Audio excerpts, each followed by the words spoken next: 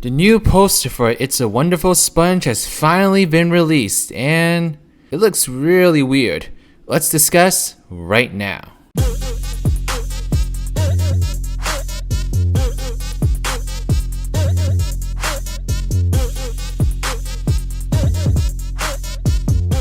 got hot sauce in my bag, swag.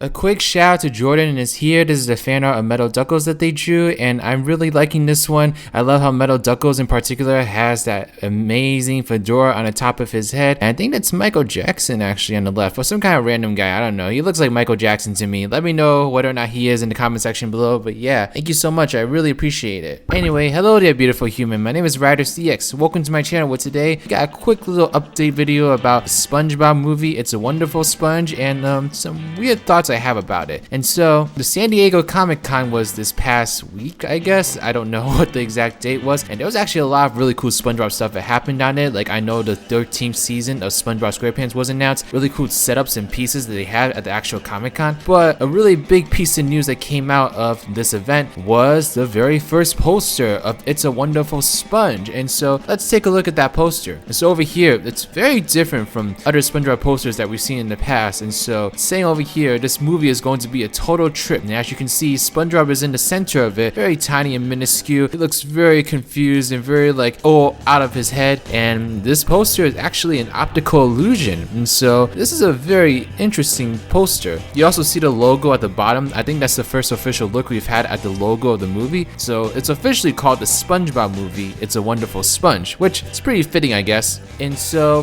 this poster has kind of left me confused actually about what the direction of this movie is going to be. And so let me give you all a quick recap about what we know so far about the plot of this movie. So it's set before the events of the actual TV show. SpongeBob goes to Camp Coral, and that's where he meets a bunch of new friends. Like, I'm assuming Patrick is gonna be one of them. I'm not sure about the other characters because we all know that SpongeBob met like Mr. Krabs and Sandy like in the actual TV show, so I don't really know how they're gonna handle like their inclusion, but I guess we'll just have to see. But while he is at Camp Coral, his pet snail Gary gets kidnapped by Poseidon and gets taken to the lost city of Atlantic City, as I mentioned in the previous video. So he and Patrick Star, who will be his new best friend in this movie, are gonna go on a mission to save him from Poseidon before it is too late. And so that plot in itself doesn't really relate to like this poster. This poster kind of just makes it seem like it's just gonna be a really weird event, and maybe it will be because, you know, SpongeBob and Patrick being like the little kids that they are and going to Poseidon, they might be going to like a whole bunch of different new experiences and experiencing a whole bunch of really weird things. And so this might kind of indicate the tone of the movie, which is really cool because SpongeBob kind of has this weird kind of humor that I really enjoy, where it just kind of seems out there, but at the same time it makes sense. I don't know, I'm not sure how to describe it. The show's been running for 13 years, so obviously it's doing something right. And so yeah, I'm really intrigued by what this poster means. I really think it kind of relates to the kind of humor we might see with this movie, which is like, you know, obviously humor that can entertain kids, but at the same time maybe they're also going to try to include humor that will appeal to adults too, because I think something that Nickelodeon is finally beginning to realize is the fact that SpongeBob has a really huge adult audience. You know, a lot of people that grew up with SpongeBob back in the early 2000s or late 90s still love SpongeBob today, and so that is a really big portion of SpongeBob's audience now. I mean, it's basically created a whole like meme culture that we have of SpongeBob now on the internet, and so I think Nickelodeon is realizing this and taking the steps to kind of make sure that those fans will find this movie appealing as well. And so I think posters like this is kind of like a good way to at least tease fans, to kind of get them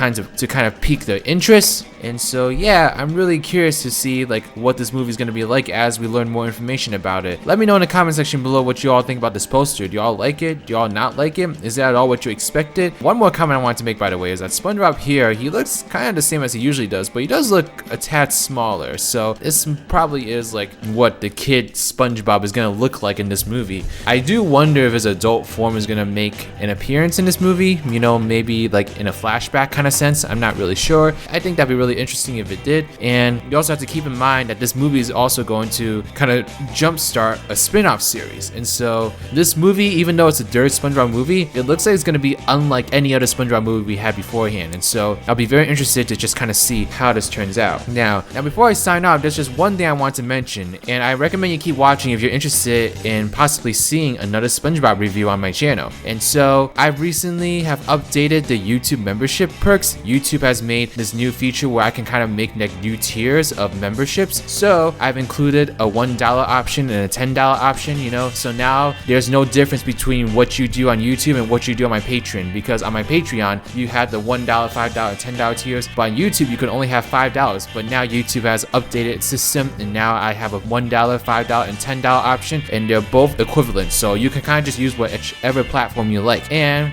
as a reminder of some of the perks that you can get, I'm actually going to show you a sneak peek towards my next game review, SpongeBob Squarepants Plankton's Robotic Revenge. And so I'm going to show you all a couple minutes of the review, and if you want to see the full thing before it gets released, then you can become a member or a Patreon. You can do it as little as $1 and you have immediate access to the review. But if you can't or you're not interested, then that's totally fine. The review will come out sometime in 1 or 2 weeks. You know, I'm not really sure when it's coming out yet, but it's going to be coming out soon. It's all finished and ready to go. But okay, here's the sneak peek.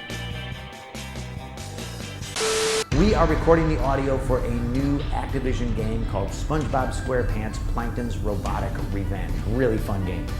What the is this? It's a below-average children's game at best, with no heart and no meat. I would avoid this stinker at all costs. SpongeBob SquarePants Plankton's Robotic Revenge was terrible. What was the whole point of this game? This game was obviously a cash grab. I don't get how a company could screw up this badly. Really fun game. Really fun game. Hello there, beautiful spongy human. This is RidersDX and welcome to my channel, and today I am very excited to be chatting with you all about one of the most unique SpongeBob gaming experiences I've ever had, SpongeBob SquarePants Plankton's Robotic Revenge. So this was the first SpongeBob game to get published by Activision, as THQ that basically went bankrupt, causing them to lose the Nickelodeon licenses. Probably hit those skill cranes a little too much, if you know what I mean. This game was developed by Behavior Interactive, who had produced instant classics such as Spider-Man Friend or Foe, The Sims 2 Pets, and That's So Raven 2 Supernatural Style. Plankton's Robotic Revenge borrows a lot of amazing ideas from Battle for Bikini Bottom, in that Plankton is basically trying to take over the world using a large army of robotic minions. Except in this game, Plankton creates his army from those power cells that mysteriously drop from the sky, and he continues to have full control of his robots rather than the mess he got into in the other game. Plankton's main goal in this game is to steal the Krabby Patty formula, so he attacks the Krusty Krab and gets the safe with the formula. But to unlock the safe, he needs to find the 3 keys Mr. Krabs has hidden throughout Bikini Bottom. So now it is a race between Plankton and the others to find the 3 keys and get the Krabby Patty formula. And that's pretty much it for the story. The story is simplistically simple and gets straight to the point. Kids will have an easy time getting into the game, and that's a Alright, so like I said, if you want to see that review now, then become a YouTube member or a Patreon today. A special shout out to Reese Gaming and Team Rival Sonic Gaming, my 2 patron/YouTube members. If you'd like to become a patron or YouTube member and get access to a whole bunch of different perks like seeing this review before anyone else, then please check the links in the description box below. Alright everyone, thank you so much. Please give this video a thumbs up if you like it, subscribe to my channel if you like videos like these, want to see more in the future, follow me on Twitter or Twitch, and join my Discord server, the Spongy Garden. Now this is Riders, riding out.